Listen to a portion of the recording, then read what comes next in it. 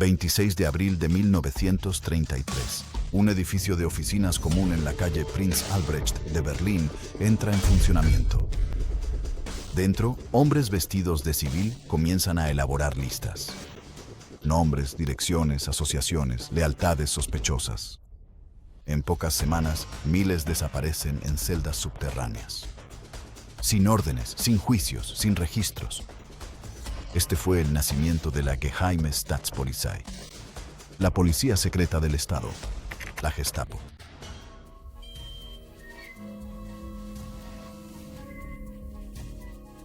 ¿Conocen a las SS?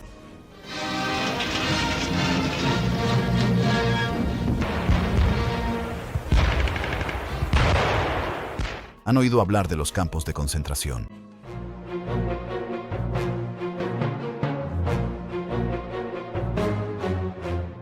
Pero el aparato que identificaba a las víctimas, que llamaba a las puertas a medianoche, que extraía confesiones en salas sin ventanas, esa maquinaria sigue siendo menos comprendida. La Gestapo no era simplemente un brazo ejecutor del Estado nazi. Era el sistema nervioso central del control totalitario, el mecanismo que transformó a una nación europea moderna en un estado de vigilancia, donde los vecinos denunciaban a sus vecinos, donde una palabra descuidada significaba la muerte, donde la frontera entre la ley y el terror se disolvió por completo. En su apogeo, la Gestapo empleó a unos 32.000 efectivos para controlar a una población de 80 millones de alemanes y acabó subyugando a millones más en toda la Europa ocupada. ¿Cómo pudieron tan pocos crear un miedo tan paralizante? La respuesta no reside en los números, sino en los métodos.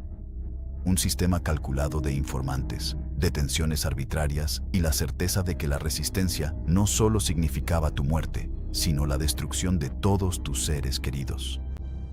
Esta organización elaboraría las listas de deportación para el Holocausto. Participaría en la noche de los cuchillos largos. Aplastaría todos los movimientos de resistencia desde Noruega hasta Grecia.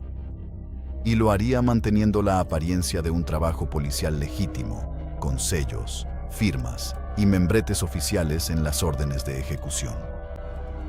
Esta noche trazamos la historia completa de la Gestapo, desde una unidad de la policía política prusiana hasta un imperio de seguridad continental que llegó a todos los rincones de la Europa ocupada.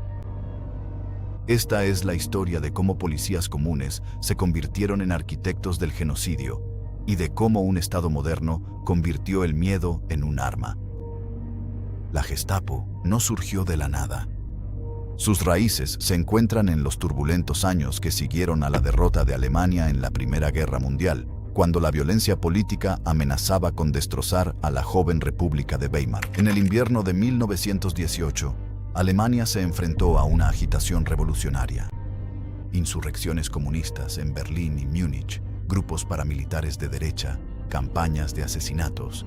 El nuevo gobierno democrático luchaba por mantener el orden. Cada estado alemán mantenía su propio departamento de policía política, encargado de vigilar a los grupos extremistas.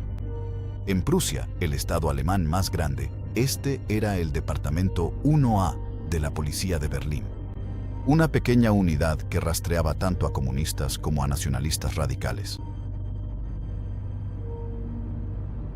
Un funcionario de carrera con cicatrices de duelo en el rostro y fama de eficiencia implacable, Diels había pasado los años 20 vigilando a extremistas políticos para el gobierno prusiano.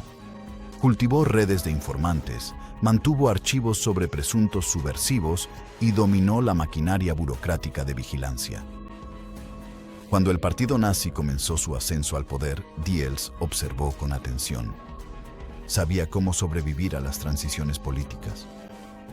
El 30 de enero de 1933, Adolf Hitler se convirtió en canciller de Alemania. En pocos días, comenzó la consolidación del poder nazi. Hermann Göring, lugarteniente de Hitler y ahora ministro presidente de Prusia, actuó rápido para tomar el control del aparato policial prusiano. El 26 de abril de 1933, Göring firmó la orden que creaba la Geheime Staatspolizei, la policía secreta del Estado. El nombre pronto se abrevió como Gestapo, una contracción que se convertiría en sinónimo de terror. Göring nombró a Rudolf Diels como el primer jefe de la Gestapo. Fue una elección calculada. Diels no era un ideólogo nazi, sino un policía profesional que entendía de vigilancia, recopilación de inteligencia y represión política. La Gestapo inicial era pequeña, quizá unos cientos de oficiales operando desde la sede incautada de la policía política prusiana. Göring le otorgó a Diels poderes extraordinarios. Los oficiales de la Gestapo podían arrestar a cualquiera sin orden judicial, retenerlos indefinidamente sin cargos y operar fuera de la revisión judicial. Esta doctrina, llamada Schutzhaft o custodia protectora, se volvió una herramienta clave para la detención fuera de las protecciones judiciales normales. Apoyándose en el marco legal de emergencia establecido tras el incendio del Reichstag, los primeros objetivos de la Gestapo fueron los comunistas. Tras el incendio del Reichstag, el 27 de febrero de 1933, un fuego que Hitler atribuyó de inmediato a conspiradores comunistas, la Gestapo arrestó a miles. Las listas preparadas durante los años de Weimar se convirtieron ahora en órdenes de arresto. Líderes sindicales, miembros del Partido Socialdemócrata, periodistas, intelectuales, cualquiera identificado como hostil al nuevo régimen encontró agentes de la Gestapo en su puerta. Los arrestos seguían un patrón.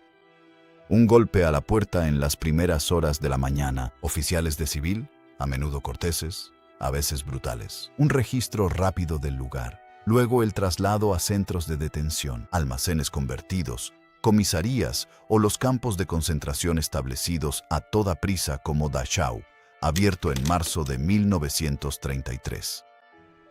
La Gestapo no necesitaba pruebas de delitos reales. La sospecha era suficiente. Una carta de un amigo ahora en el exilio. Pertenecer a la organización equivocada, un comentario descuidado oído por un informante. Pero la Gestapo de Göring aún no era el aparato de terror total en el que se convertiría.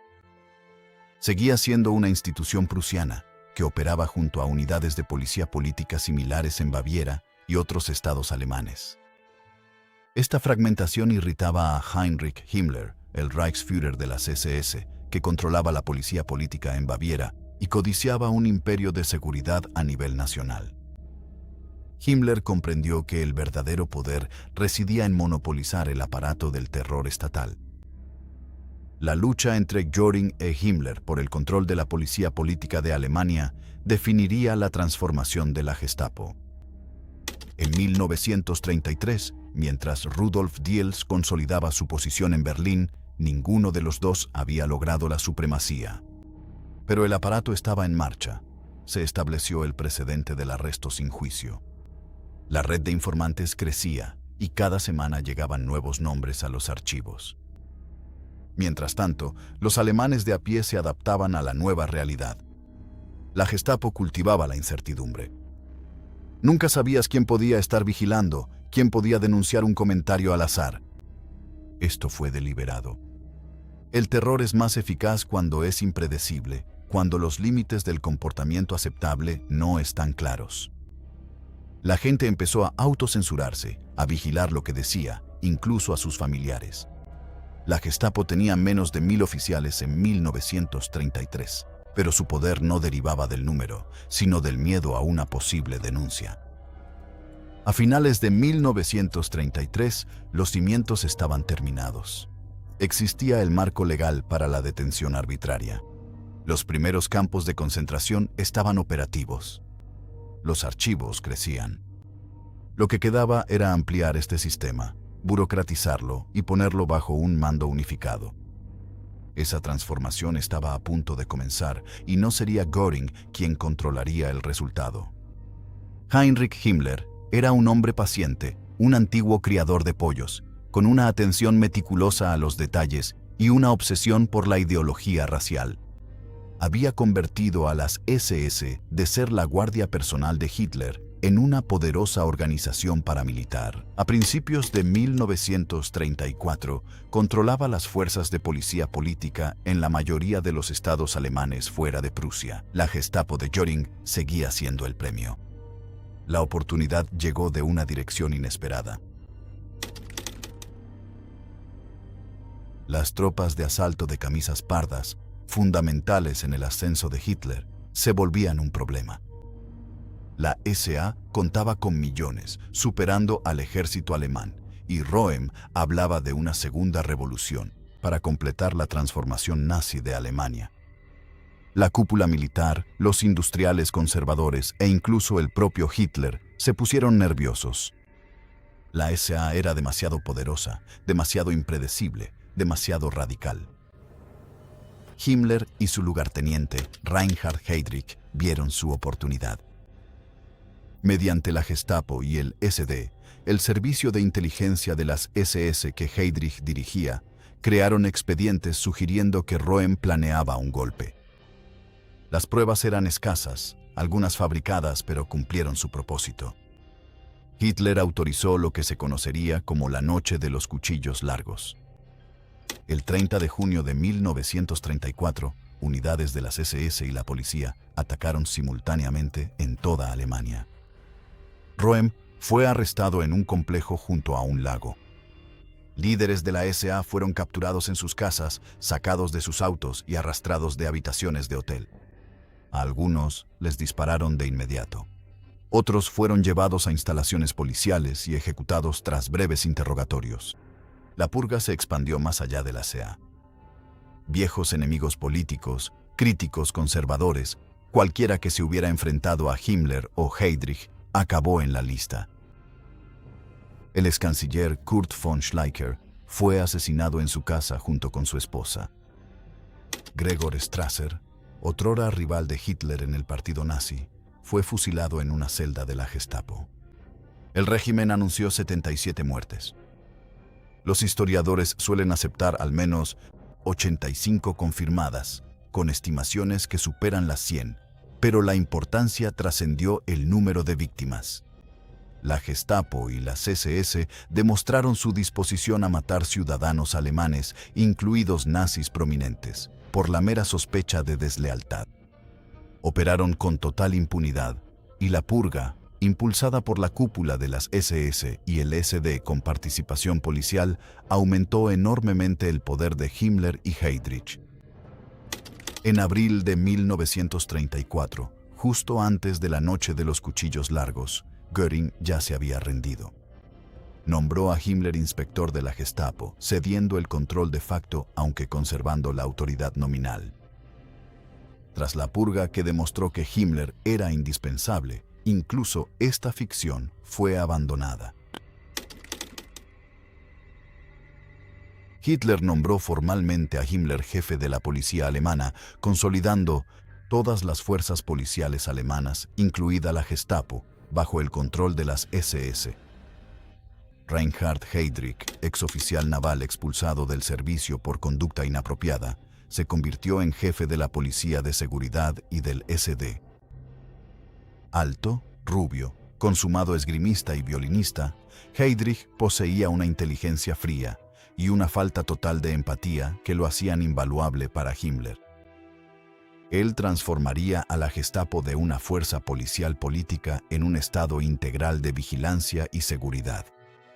La reorganización fue rápida y metódica.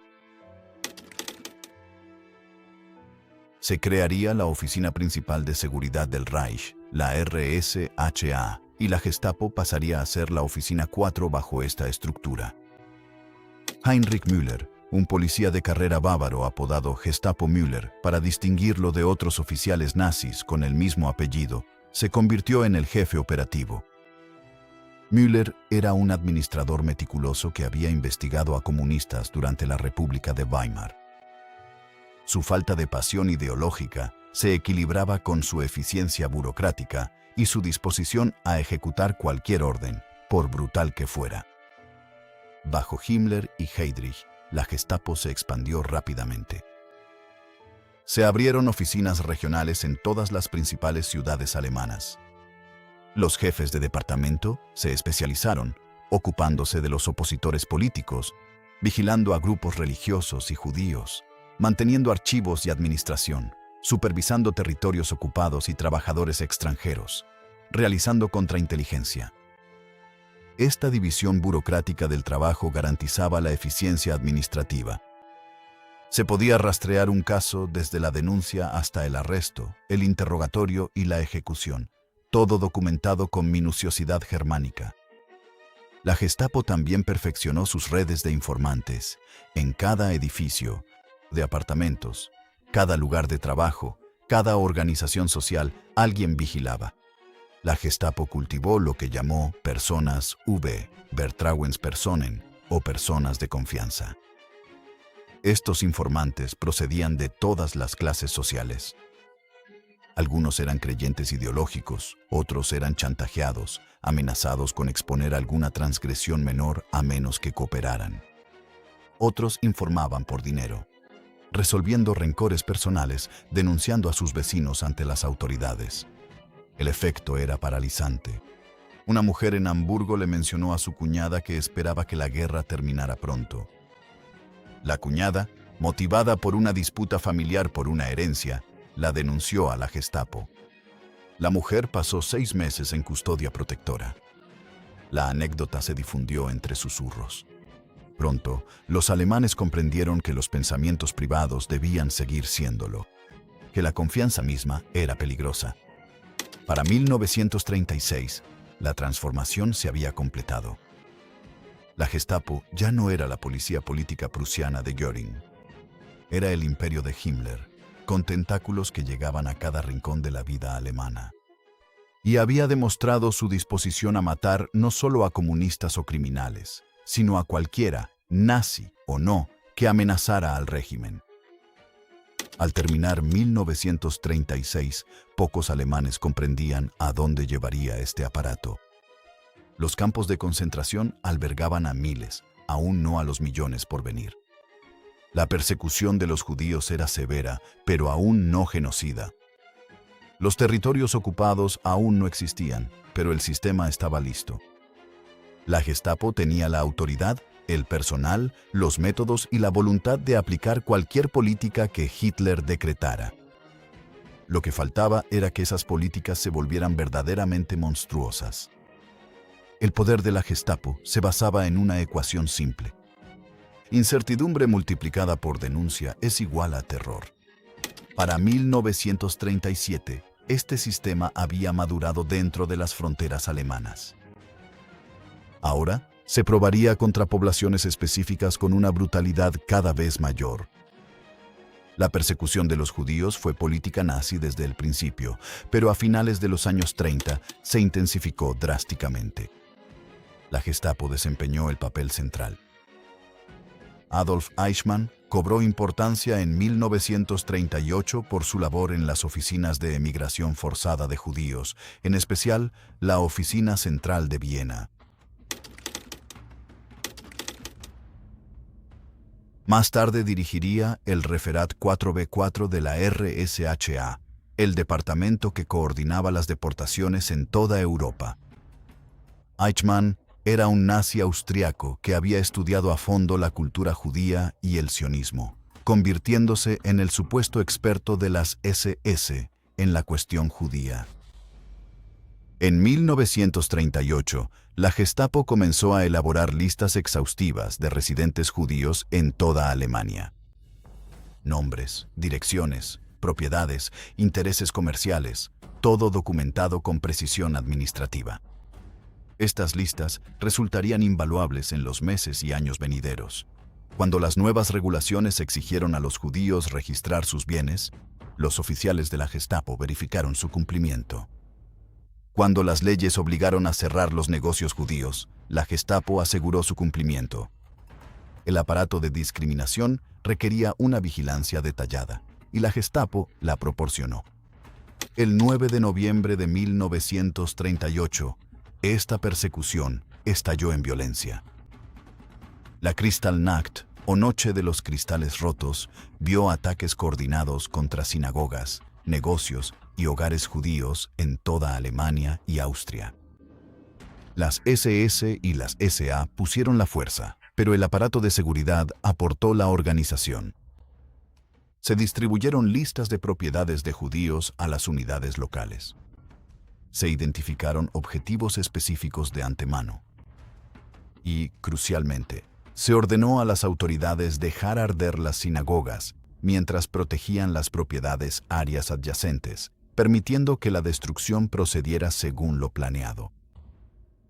El pretexto oficial fue el asesinato de un diplomático alemán en París a manos de un joven judío polaco. La realidad fue un pogromo cuidadosamente orquestado. En 2 noches, al menos 91 judíos fueron asesinados y muchos más murieron después por abusos, detención y suicidio. Cientos de sinagogas fueron destruidas y aproximadamente 30.000 hombres judíos fueron arrestados y llevados a campos de concentración. La Gestapo manejó los arrestos con su eficiencia característica, trabajando a partir de las listas que habían recopilado. Dachau, Buchenwald y Sachsenhausen se llenaron de prisioneros judíos, muchos liberados semanas después tras ceder sus bienes y prometer emigrar. Pero la emigración era una trampa. La Gestapo controlaba el proceso de las visas de salida. El sistema de Eichmann en Viena obligó a los judíos a navegar un laberinto burocrático, pagando tasas y sobornos, entregando su riqueza al Estado antes de poder salir. Miles cumplieron, huyendo a cualquier país que los aceptara. La Gestapo los despojó de todo antes de que se marcharan. Los grupos religiosos también enfrentaron una presión creciente. La Gestapo vigiló de cerca a la Iglesia Católica, investigando a sacerdotes sospechosos de criticar al régimen. En 1937, tras la encíclica Mit brennender Sorge del Papa Pío XI, criticando la ideología nazi, la Gestapo lanzó una campaña coordinada contra el clero católico. Arrestaron a sacerdotes con cargos falsos, usualmente delitos monetarios o conducta sexual inapropiada. Se registraron monasterios, se prohibieron las organizaciones juveniles. El mensaje era claro.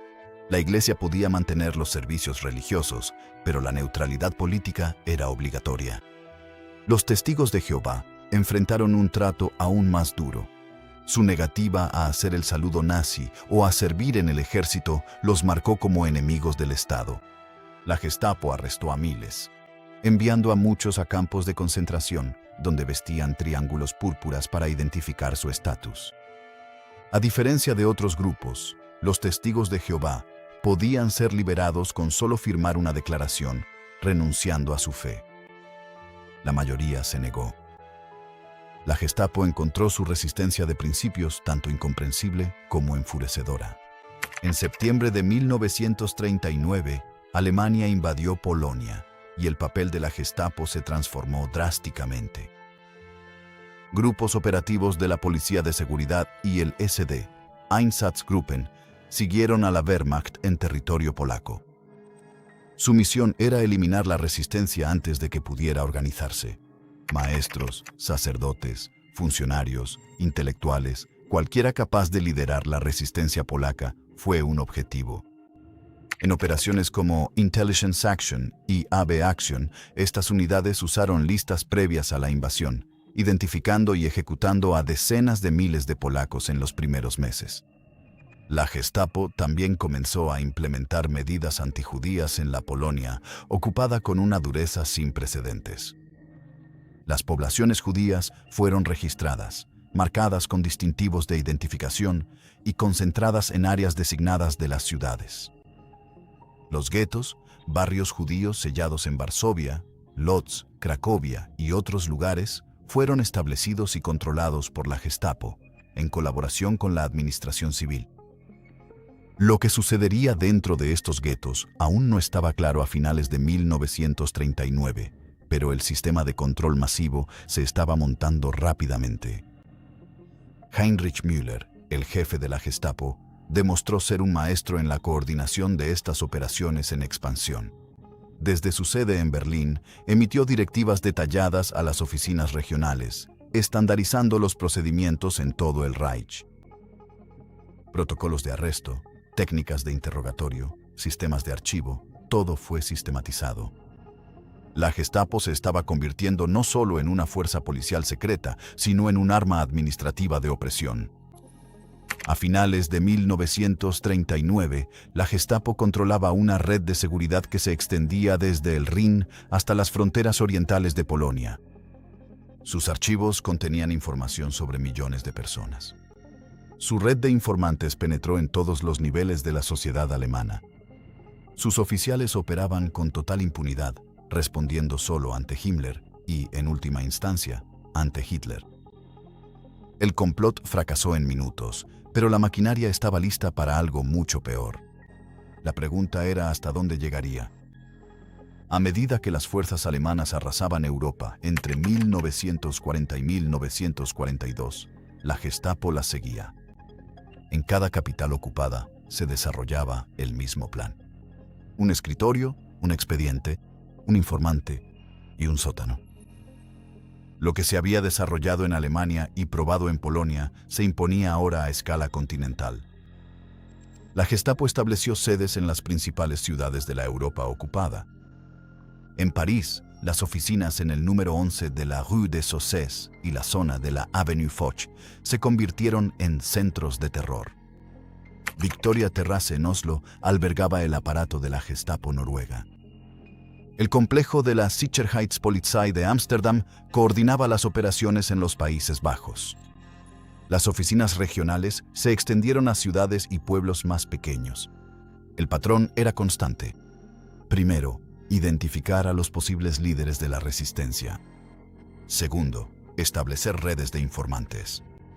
Tercero, demostrar mediante una brutalidad selectiva que la oposición era inútil. En Francia, la Gestapo trabajó estrechamente con la policía francesa de Vichy, que resultó ser inquietantemente cooperativa. Los oficiales franceses proporcionaron información sobre comunistas, masones y judíos. Cuando la Gestapo comenzó las redadas, la policía francesa a menudo realizaba los arrestos ella misma. En la redada del velódromo de invierno de julio de 1942, oficiales franceses arrestaron a 13.152 judíos en París, reteniéndolos en un estadio antes de su deportación. La Gestapo proporcionó las listas y el destino final. La policía francesa hizo el trabajo de campo. En los Países Bajos, la Gestapo enfrentó un entorno más difícil. Los funcionarios holandeses cooperaban menos y las redes de resistencia se formaron rápido. La Gestapo respondió con una mezcla de infiltración y brutalidad. Agentes que fingían ser de la resistencia penetraron las redes holandesas, identificaron a sus miembros y orquestaron arrestos masivos. El Englandspiel, el juego de Inglaterra, fue quizá su mayor éxito. De 1942 a 1944, la Gestapo capturó a decenas de agentes holandeses entrenados por británicos a lanzarse en paracaídas sobre los Países Bajos, obligándolos a radiar mensajes falsos a Londres. El engaño permitió a la Gestapo capturar suministros de armas y desmantelar células de resistencia con una eficiencia devastadora. Noruega presentó problemas distintos. La geografía del país, fiordos, montañas y comunidades aisladas dificultaba la vigilancia total. La Gestapo estableció su temida sede en Victoria Terrasse, en Oslo, donde celdas en el sótano albergaban a prisioneros que esperaban ser interrogados. Reclutaron colaboradores noruegos, algunos por ideología, otros motivados por el oportunismo o la coacción. Pero la resistencia noruega persistió y la brutalidad de la Gestapo aumentó como respuesta. Se ejecutaron rehenes. La tortura se volvió rutinaria. El campo de concentración de Grini, a las afueras de Oslo, se llenó de prisioneros noruegos. Pero la mayor expansión de la Gestapo se produjo en el este. Tras la Operación Barbarroja, en junio de 1941, unidades de la Gestapo entraron en masa en la Unión Soviética ocupada. Los Einsatzgruppen, grupos operativos de la Policía de Seguridad y el SD, incluyendo a la Gestapo, Kripo, SD y auxiliares, operaban tras el avance de la Wehrmacht, pero se establecieron oficinas permanentes de la Gestapo en Kiev, Minsk, Riga y otras ciudades importantes. Su misión combinaba el trabajo policial tradicional con algo mucho más oscuro. En los territorios soviéticos, la Gestapo implementó la ideología racial nazi con una brutalidad sin precedentes. Los funcionarios del Partido Comunista fueron perseguidos y fusilados. Los prisioneros de guerra soviéticos, sospechosos de ser comisarios políticos, eran separados y ejecutados. Y las poblaciones judías se enfrentaron a un asesinato en masa sistemático. La Gestapo se coordinó con los Einsatzgruppen y colaboradores locales para identificar comunidades judías, organizar redadas y gestionar el transporte a los lugares de ejecución. En Kiev, en Babi Yar, en septiembre de 1941, unidades de las SS y la policía con auxiliares asesinaron a 33.771 judíos en 2 días. La Gestapo había compilado las listas y publicado las órdenes exigiendo que los judíos se reunieran. De vuelta en el Reich, la misión interna de la Gestapo se intensificó. La deportación de judíos alemanes y austriacos comenzó formalmente en 1941. El departamento de Eichmann en la RSHA coordinó con las oficinas locales de la Gestapo, administraciones civiles y la Reichsbahn para organizar los traslados. Los judíos recibieron avisos para presentarse para el reasentamiento en el este. La Gestapo verificó el cumplimiento, impuso las estrictas limitaciones de equipaje y posesiones y gestionó los puntos de reunión. Desde allí, los traslados iban a guetos en Polonia y, cada vez más, a campos de exterminio recién establecidos. La Gestapo también se ocupó de la moral de los civiles alemanes cuando la realidad de la guerra empezó a golpear. Escuchar emisiones de radio extranjeras se convirtió en un delito grave. Contar chistes sobre Hitler o Göring podía resultar en arresto. La Gestapo cultivó informantes que denunciaban las conversaciones privadas de los vecinos. ¿Qué sucede cuando el miedo se vuelve autosuficiente? La respuesta era visible en toda Alemania. La gente se vigilaba a sí misma sin confiar en nadie, sin decir nada. Los centros de interrogatorio de la Gestapo se convirtieron en sinónimo de terror. Las celdas del sótano en Prinz Albrecht Straße en Berlín, los edificios convertidos en Avenue Foch en París, las cámaras de tortura en el fuerte Brandonk en Bélgica. Estos lugares existen en el testimonio de los supervivientes como vacíos de dignidad humana. Los métodos de interrogatorio variaban. Algunos sujetos enfrentaron presión psicológica, días de aislamiento, privación del sueño, amenazas contra familiares. Otros sufrieron tortura física directa. Las palizas eran habituales, tortura por agua. Se documentaron descargas eléctricas y cosas peores. La Gestapo buscaba información, pero también buscaba quebrar el espíritu, para que la resistencia pareciera inútil. Sorprendentemente, la Gestapo nunca creció tanto como sugería su reputación. En 1942, en el apogeo del poder alemán, la Policía de Seguridad contaba con unos 32.000 efectivos, controlando a una población de más de 250 millones en la Europa ocupada. Esa desproporción se salvó con redes de informantes y la imprevisibilidad de la represión. Nunca sabías quién podía denunciarte o cuándo llamarían a tu puerta.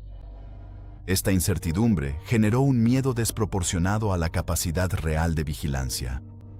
A finales de 1942, la Gestapo ya era parte del aparato administrativo del genocidio. El despacho de Eichmann en la RSHA, sección 4B4, coordinaba con oficinas locales, administraciones civiles y la Reichsbahn los trenes a Auschwitz, Treblinka, Sobibor y Belzec. Cuando surgían problemas, como falta de vagones, campos hacinados o resistencia de autoridades locales, el arma burocrática los resolvía. No era violencia aleatoria, sino asesinatos sistemáticos a escala industrial. Al terminar 1942, la red de seguridad continental estaba en la cima de su poder. Controlaba un imperio que iba desde el Atlántico hasta el interior de la Unión Soviética. Sus archivos contenían millones de nombres. Sus oficiales operaban con autoridad absoluta. Pero la guerra estaba por cambiar, y la Gestapo pronto enfrentaría desafíos desde una dirección inesperada. Movimientos de resistencia que no se doblegaban y una Wehrmacht que empezaba a flaquear. En 1943 aparecieron grietas en la fachada de omnipotencia de la Gestapo. En la Europa ocupada, la resistencia aprendía los métodos de la Gestapo y desarrollaba contramedidas. Los cazadores estaban siendo cazados. En Francia, las redes de resistencia se consolidaron bajo el paraguas del Consejo Nacional de la Resistencia. Jean Moulin, un exprefecto, coordinó la unificación hasta que la Gestapo lo capturó en junio de 1943. Su arresto, fruto del soplo de un informante, demostró que la Gestapo seguía siendo eficaz. Moulin murió por las torturas sin revelar información sobre la red de resistencia. Pero su captura no destruyó el movimiento. Surgieron nuevos líderes. Las redes se adaptaron. El gran reto de la Gestapo era que la resistencia requería poca gente, mientras que la vigilancia exigía recursos enormes. Unos pocos podían sabotear una vía férrea, asesinar a un colaborador o esconder a aviadores aliados. La Gestapo necesitaba informantes en todas partes para evitar tales acciones. Al volverse la guerra contra Alemania, fue más difícil reclutar y mantener a los informantes. Colaborar parecía menos atractivo cuando la liberación se veía posible. En Polonia, el Ejército Nacional, Armia Krajowa, realizó una campaña cada vez más sofisticada contra la ocupación. La Gestapo respondió con represalias masivas. Cuando miembros de la resistencia mataban oficiales alemanes, la Gestapo ejecutaba a cientos de civiles. En algunos casos, aldeas enteras fueron destruidas. Pero las represalias generaron más resistencia en lugar de suprimirla. La Gestapo aprendía que el terror por sí solo no podía mantener el control cuando la población ocupada perdía la esperanza en la victoria alemana. La Gestapo también enfrentó una amenaza inesperada desde el interior de la propia Alemania. El 20 de julio de 1944, el coronel Klaus von Stauffenberg colocó una bomba en la sala de conferencias de Hitler en la guarida del Lobo, en Prusia Oriental. La bomba explotó, pero Hitler sobrevivió. El complot fracasó en minutos. La purga duró meses. Heinrich Müller coordinó personalmente la investigación. Equipos de la Gestapo se desplegaron por toda Alemania, arrestando a cualquiera con conexiones incluso tangenciales con los conspiradores. Los arrestos iniciales se contaron por cientos. Siguieron los interrogatorios, usando cada método que la Gestapo había perfeccionado. Algunos sujetos hablaron, otros resistieron. A la Gestapo no le importaba. Arrestaron a socios de socios, lanzando una red cada vez más amplia. La purga consumió a gran parte de la élite militar y civil alemana. El mariscal de campo Erwin Rommel, el legendario comandante del Afrika Korps, fue implicado mediante confesiones obtenidas bajo tortura. Ante la elección entre un juicio farsa y el suicidio, Rommel eligió el veneno. El almirante Wilhelm Canaris, jefe de la inteligencia militar, fue arrestado y finalmente ejecutado. Generales, coroneles, diplomáticos, funcionarios, miles fueron arrestados tras el suceso. Los conspiradores principales, unos 200 individuos, fueron ejecutados tras juicios ante el Tribunal del Pueblo, pero la represión más amplia cobró miles de vidas más. La Gestapo filmó algunas de las ejecuciones. Hombres colgados de ganchos de carnicero, estrangulados lentamente con cuerdas de piano. Hitler vio las grabaciones. El mensaje para cualquier resistencia potencial era claro, pero el complot del 20 de julio reveló una verdad inquietante. Incluso dentro de Alemania, incluso dentro del aparato militar y estatal, existía oposición a Hitler. La Gestapo no podía arrestar a todos sin destruir el mismo Estado que buscaba proteger. Mientras tanto, la maquinaria de deportación continuaba. Incluso mientras Alemania enfrentaba la derrota en múltiples frentes, la Gestapo priorizó el asesinato de los judíos de Europa. En Hungría, en 1944, tras la ocupación alemana de su antiguo aliado, Adolf Eichmann supervisó personalmente la deportación de más de 400.000 judíos húngaros a Auschwitz en cuestión de meses. La Gestapo coordinó con las autoridades húngaras, organizó los transportes y aseguró el vaciado sistemático de las comunidades judías. Esto ocurrió mientras el Ejército Rojo avanzaba desde el este y las fuerzas aliadas liberaban Francia. El genocidio continuó incluso mientras el Reich se desmoronaba.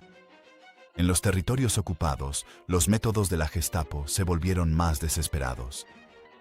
En Francia, tras el día D, las fuerzas de seguridad realizaron operaciones de tierra quemada contra los bastiones de la resistencia. La masacre de Oradour-sur-Glane en junio de 1944 vio a unidades de las Waffen-SS de la Segunda División Panzer das Reich asesinar a 642 civiles, incluidos mujeres y niños, en represalia por la actividad de la resistencia. Tales acciones formaban parte del clima de represalia más amplio y de la lógica de seguridad que regía los territorios ocupados. En lugar de suprimir la resistencia, la brutalidad garantizó que la colaboración se volviera imposible y que la liberación fuera acogida sin reservas. El imperio de papel se estaba reduciendo rápidamente a finales de 1944. París fue liberada en agosto. Bruselas le siguió en septiembre. En el este, el Ejército Rojo arrasó Polonia y entró en los Balcanes. Los oficiales de la Gestapo huyeron hacia el oeste ante las fuerzas soviéticas, destruyendo archivos y pruebas de sus actividades. Algunos desaparecieron en el caos. Otros se retiraron al menguante Reich, donde esperaron las órdenes finales. Reinhard Heydrich, el arquitecto de la expansión de la Gestapo, ya estaba muerto, asesinado por combatientes de la resistencia checa en Praga en mayo de 1942. Su sucesor como jefe de la Policía de Seguridad y el SD, Ernst Kaltenbrunner, continuó las operaciones, pero la maquinaria estaba fallando. Las redes de comunicación se rompieron, las oficinas regionales perdieron el contacto con Berlín. Los oficiales empezaron a pensar en la supervivencia más que en la victoria. Al terminar 1944, la Gestapo se enfrentó a la realidad de una derrota inminente. El sistema que había controlado un continente se estaba colapsando. Se estaban quemando archivos. Se estaban eliminando testigos. Los oficiales que habían impuesto la voluntad de Hitler empezaron a comprender que podrían enfrentarse a un juicio por sus actos. Algunos prepararon rutas de escape. Otros planearon luchar hasta el final. Unos pocos empezaron a contemplar qué dirían cuando finalmente llegaran las preguntas. Enero de 1945, el Ejército Rojo cruzó a territorio alemán. Las fuerzas estadounidenses y británicas presionaron desde el oeste. El Reich agonizaba, y los oficiales de la Gestapo que habían sembrado el terror por toda Europa se enfrentaban ahora a su propio ajuste de cuentas. En Berlín, Heinrich Müller mantuvo la rutina del terror burocrático, incluso cuando la artillería soviética se acercaba. El cuartel general de la Gestapo en la calle Prinz Albrecht continuó sus operaciones hasta abril de 1945. Los prisioneros seguían siendo interrogados. Los archivos seguían actualizándose. Seguían produciéndose ejecuciones. La crueldad rutinaria, disfrazada de procedimiento, funcionó hasta que físicamente no pudo más. Pero en todo el Reich en colapso, los oficiales de la Gestapo tomaban decisiones. Algunos lucharon. En la batalla final de Berlín, el personal de la Gestapo se unió a la Volkssturm, la milicia popular, y a unidades de la SS en una defensa desesperada. Entendían que rendirse ante los soviéticos significaba una muerte segura. En las calles cercanas a la Cancillería del Reich, hombres que ordenaron la muerte de miles murieron ellos mismos, a menudo sin que nadie supiera sus nombres o crímenes. Otros huyeron. Adolf Eichmann, mientras las fuerzas soviéticas se acercaban a Budapest y luego a Viena, escapó hacia el oeste. Finalmente llegó a Argentina usando una ruta de escape, o Ratline, que sacaba de contrabando a nazis buscados hacia Sudamérica. Klaus Barbie, el carnicero de Lyon, cuya unidad de la Gestapo torturó y asesinó a cientos de miembros de la resistencia francesa, también escapó a Sudamérica, inicialmente con ayuda de los servicios de inteligencia estadounidenses, que valoraban sus credenciales anticomunistas y su conocimiento de la inteligencia soviética. Heinrich Müller, el jefe de la Gestapo, simplemente desapareció. Visto por última vez de forma fiable en el búnker del Führer a finales de abril de 1945, su destino sigue siendo desconocido. Nunca se identificó ningún cuerpo de forma definitiva. No se confirmó ningún avistamiento tras la guerra. Pudo haber muerto en las ruinas de Berlín, ser asesinado por los soviéticos o haber escapado. Su desaparición personifica el caos de los últimos días del Reich. En los territorios ocupados que estaban siendo liberados, los oficiales de la Gestapo enfrentaron una justicia sumaria. En Francia, los miembros de la resistencia que capturaban agentes de la Gestapo a menudo los ejecutaban en el acto. En Polonia, donde la Gestapo operó con especial brutalidad, incluso quienes se rindieron a las fuerzas aliadas fueron a veces entregados a las autoridades polacas y recibieron sentencias de muerte. La Gestapo no había mostrado piedad y se les devolvió poca piedad a cambio. Pero la mayoría del personal de la Gestapo no eran figuras de alto rango como Eichmann o Müller. Eran policías de carrera, burócratas, archivistas, las piezas que componían el sistema. Muchos de estos hombres se rindieron a las fuerzas aliadas occidentales y pasaron por campos de prisioneros de guerra. Algunos fueron identificados como miembros de la Gestapo por sus tatuajes. Muchos miembros de las SS llevaban tatuajes del grupo sanguíneo bajo el brazo. Otros fueron denunciados por sus compañeros de prisión. Otros incluso evadieron la detección por completo. La cuestión de qué hacer con estos hombres ocuparía a las autoridades aliadas durante años. Se planearon juicios por crímenes de guerra incluso antes de que terminara la contienda, pero el aparato de seguridad había empleado a miles de personas en toda Europa. Procesarlos a todos era imposible. La prioridad fue para los altos mandos y aquellos con participación directa en asesinatos en masa. Las pruebas eran abundantes. A medida que las fuerzas aliadas liberaban campos de concentración y ocupaban instalaciones de la Gestapo, descubrieron vastos archivos. La documentación compulsiva de la Gestapo sobre sus crímenes dio a los fiscales registros detallados. Órdenes de deportación firmadas por oficiales de la Gestapo. Informes de interrogatorios. Listas de ejecuciones. El motor de papel del genocidio quedó al descubierto.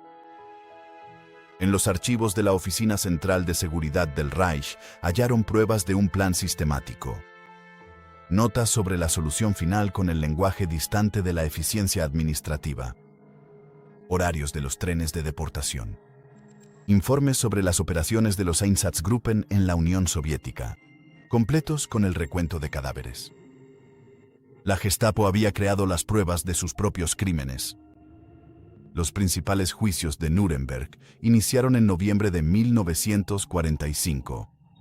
La Gestapo y el SD fueron declarados organizaciones criminales, por lo que pertenecer a ciertas categorías era prueba de crímenes de guerra. Ernst Kaltenbrunner, sucesor de Heydrich como jefe de la Policía de Seguridad y el SD, fue a juicio. Alegó ignorar el Holocausto, defensa que se derrumbó ante el peso de las pruebas documentadas. Fue condenado y ahorcado en octubre de 1946.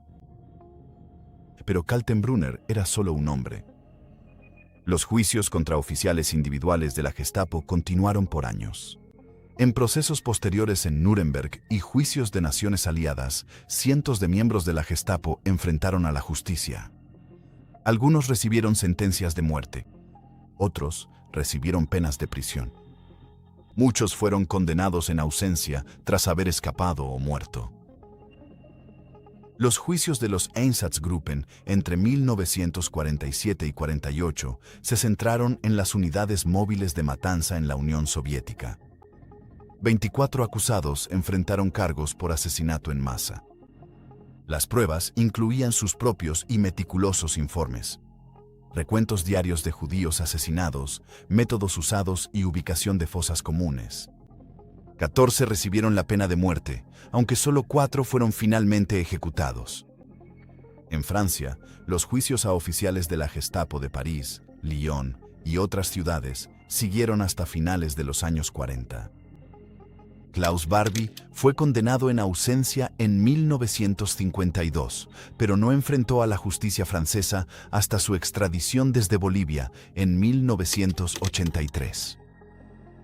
Otros oficiales recibieron diversas sentencias según las pruebas en su contra. Pero muchos escaparon de la justicia por completo.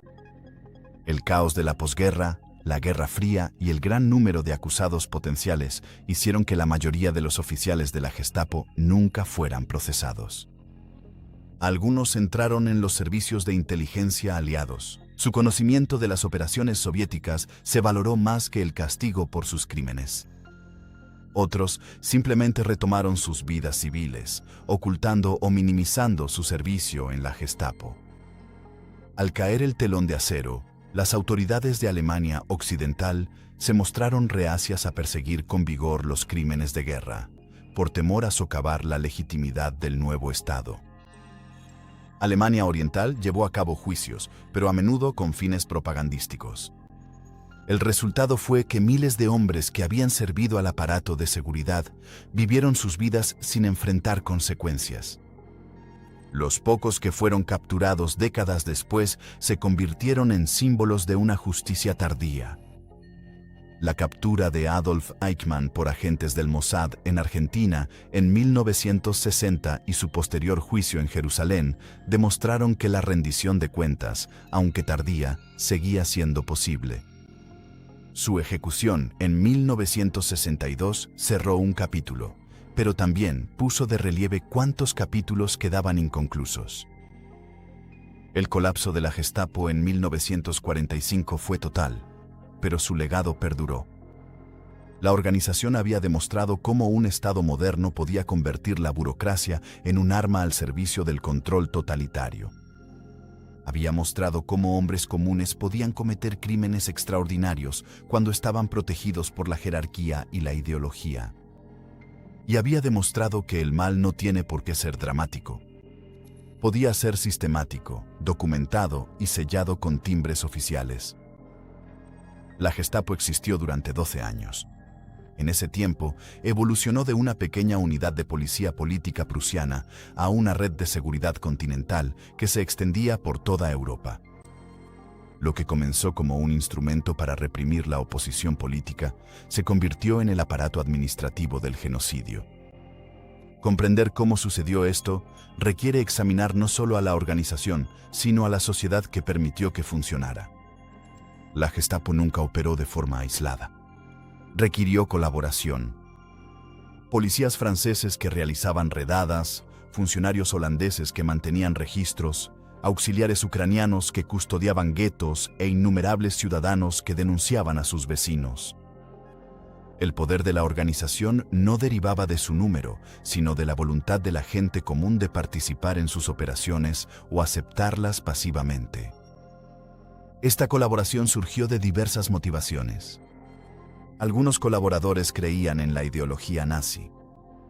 Otros estaban motivados por el profesionalismo, viendo una oportunidad en el nuevo orden. Otros más fueron coaccionados mediante chantajes o amenazas. Y muchos simplemente aceptaron, convenciéndose de que no tenían otra opción o de que sus acciones individuales no importaban. La Gestapo comprendió estas motivaciones y las explotó sistemáticamente. Las redes de informantes fueron quizás el logro más insidioso de la Gestapo. Al cultivar la incertidumbre sobre quién podría estar vigilando, la organización transformó la vida privada en un campo de minas potencial. La gente censuraba sus propios pensamientos y limitaba su confianza, incluso en familia. Esta vigilancia interna fue más efectiva de lo que cualquier número de oficiales de la Gestapo habría sido. El marco legal que permitió a la Gestapo, custodia protectora, detención sin juicio, operación fuera de revisión judicial, demuestra qué tan rápido las protecciones legales liberales pueden erosionarse. La República de Weimar era una democracia con una constitución y un poder judicial independiente. A los pocos meses del nombramiento de Hitler como canciller, esas protecciones fueron desmanteladas sistemáticamente. La lección es que las salvaguardias legales requieren vigilancia constante y no pueden darse por sentadas. La naturaleza burocrática de la Gestapo también exige atención. Esto no fue violencia aleatoria, sino opresión sistematizada. Las políticas se redactaron, los procedimientos se estandarizaron y los resultados se midieron. La deportación de millones a campos de exterminio requirió horarios ferroviarios, cronogramas de personal y coordinación entre múltiples agencias. El Holocausto tuvo éxito porque se administró de manera eficiente. La banalidad de este mal, para usar la formulación de Hannah Arendt, sigue siendo escalofriante. Después de la guerra, Alemania Occidental enfrentó este legado de manera incompleta. El gobierno de Adenauer priorizó la reconstrucción y la reintegración sobre las purgas extensas. Muchos exoficiales de la Gestapo reanudaron sus carreras en las fuerzas policiales, el servicio civil y la empresa privada. El Servicio de Inteligencia de la República Federal, el BND, empleó a numerosos exmiembros de la Gestapo y el SD. La justificación siempre fue la misma. Se necesitaba experiencia, y centrarse demasiado en el pasado impediría seguir adelante. Este enfoque tuvo consecuencias. En 1963, una sobreviviente judía de la Gestapo de Lyon entró en una oficina gubernamental en Stuttgart para solicitar un permiso. Detrás del escritorio estaba el empleado que había procesado sus papeles de deportación 20 años antes. Él la reconoció. Ella lo reconoció. Él bajó la mirada a sus formularios y siguió trabajando. Ella se fue sin el permiso. El momento pasó sin consecuencias.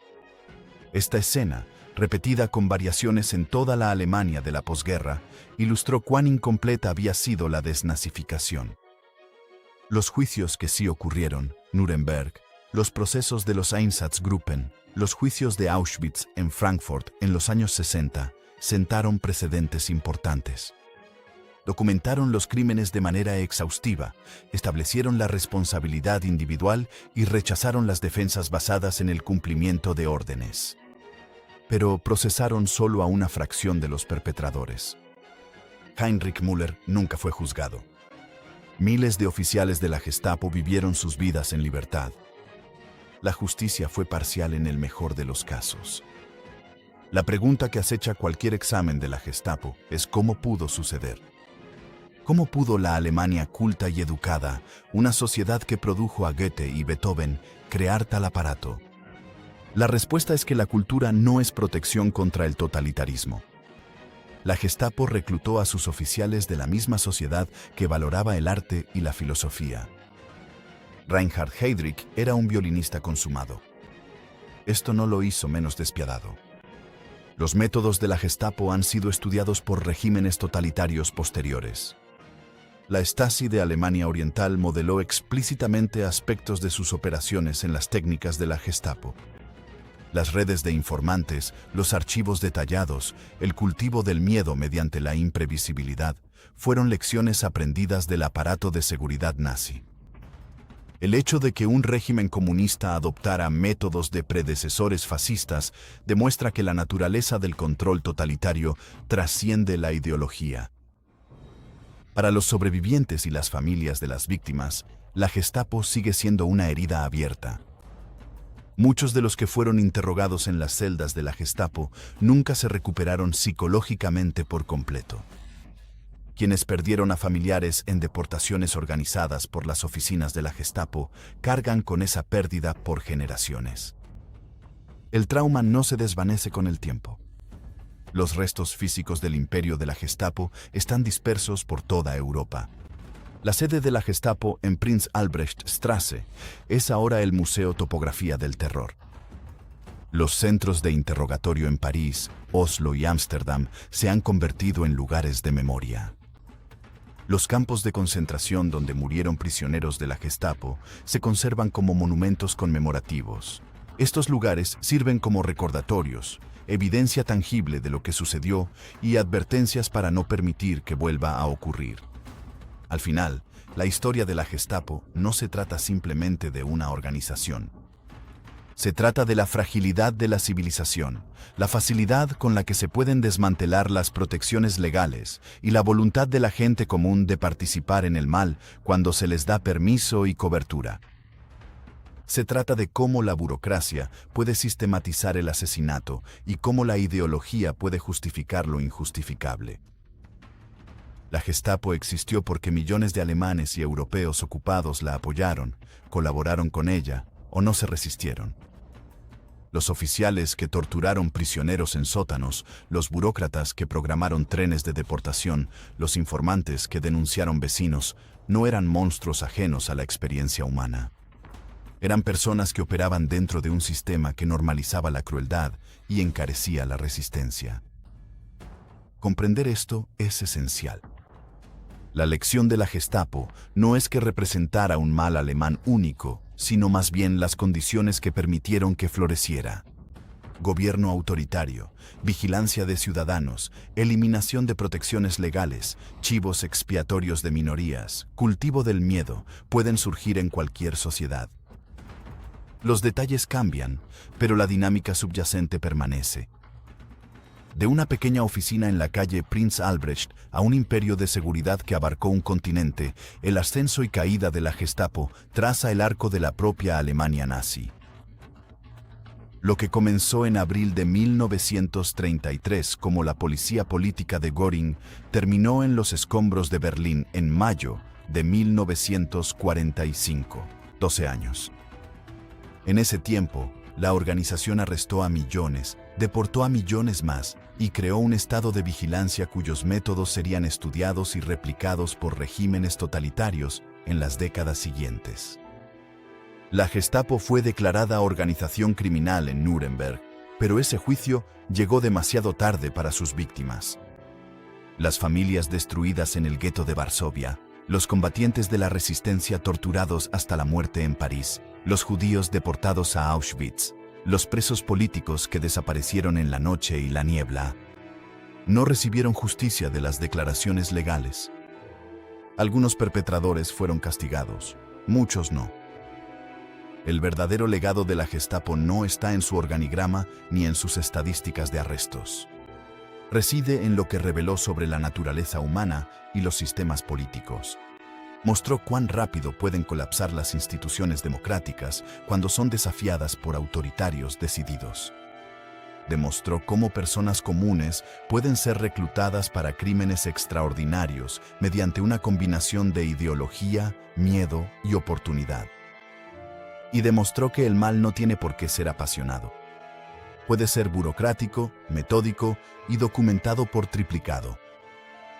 Los hombres que integraban la Gestapo no eran aberraciones.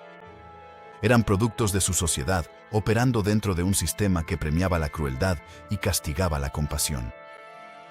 Algunos eran creyentes ideológicos, otros eran arribistas que buscaban ascender.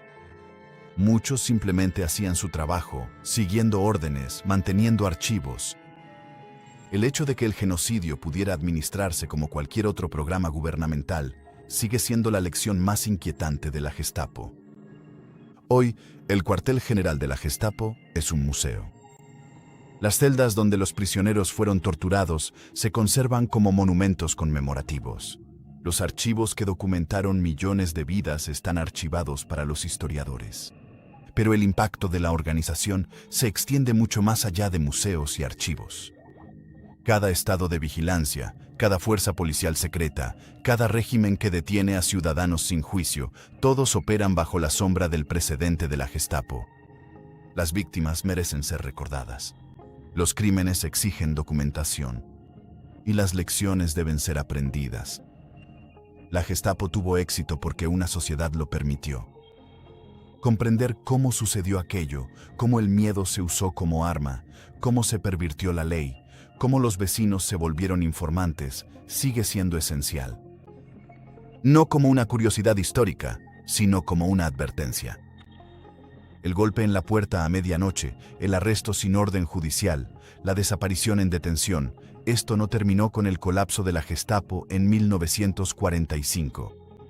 Continúan donde quiera que los gobiernos operen por encima de la ley y los ciudadanos no tengan protección contra el poder del Estado. Los detalles cambian. La amenaza subyacente permanece. La historia de la Gestapo es un estudio de lo que los humanos son capaces de hacer cuando se eliminan las restricciones y se sistematiza la crueldad. Es un recordatorio de que la civilización es frágil, que las protecciones legales son esenciales y que el silencio ante la injusticia permite el mal. Estas lecciones, compradas al costo de millones de vidas, no deben olvidarse. Si esta historia te conmovió, te desafió o te ayudó a ver la Segunda Guerra Mundial de manera diferente, sería un honor que te unieras a nuestra creciente comunidad. Suscribirse no es solo un clic.